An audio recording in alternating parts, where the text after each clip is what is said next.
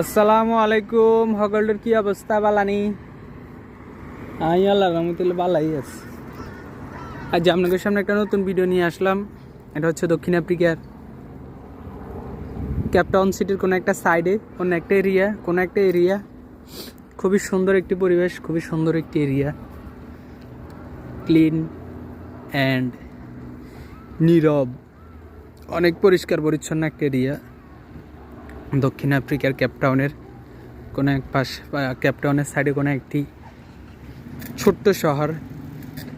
এটি খুবই সুন্দর, খুবই অসাধারণ। দক্ষিণ আফ্রিকার কেপটাউন মূলত অনেক সুন্দর, পরিষ্কার পরিচ্ছন্ন একটি শহর।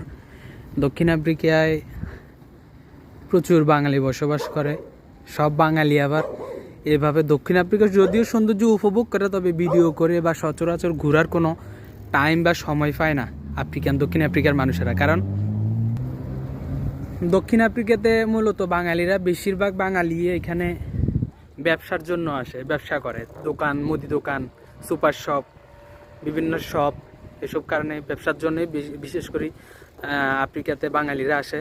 তো বাঙালিরা ব্যবসা শুরু করলে সকালে যখন দোকান খোলে, সকালে দোকান খোলা থেকে একবারে রাতে 10টা-11টা পর্যন্ত বাঙালিরা টানা ডিউটি করে।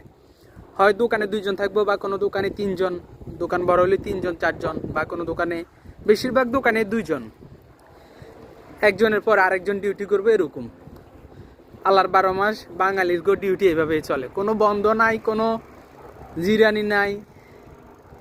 এভাবে দক্ষিণ আফ্রিকাতে বাঙালিদের প্রবাস জীবন কাটে, যার কারণে সকল প্রবাসী ঘোরার টাইম বা এরকম সুন্দর মুহূর্ত উপভোগ করা বা অনেক সুন্দর সুন্দর জায়গায় যাওয়া দক্ষিণ আফ্রিকার বাঙালিদের পক্ষে সম্ভব না এটা। তো তাছাড়া দক্ষিণ আফ্রিকাতে হচ্ছে ক্রাইম বেশি, মানে সচরাচর এদেশের যেসব কালো লোকেরা আছে তারা বেশি, মানে যে ছোটোখাটো বিষয় নিয়েও শ্যুট করে দেয় আর কি। এর মধ্যে আবার বাঙালিরা মারামারি লাগলে কালো লাগাই দেয়, নিজেরা ঝগড়া লাগলে, যদি ঝগড়া বেশি গুরুতর হয়ে যায় তখন আবার হালকা পাতলা কিছু টাকা দিলে দেশের কালোরারে আসে শ্যুট করে দিব, এরকম। তো যার কারণে এই দেশে যেসব বাঙালিরা আছে বা থাকে সবাই অনেক সচেতন বা সচেতনতা অবলম্বন করে এখানে থাকতে হয়, এই আর কি। তো যাই হোক, সবাই পরিবেশ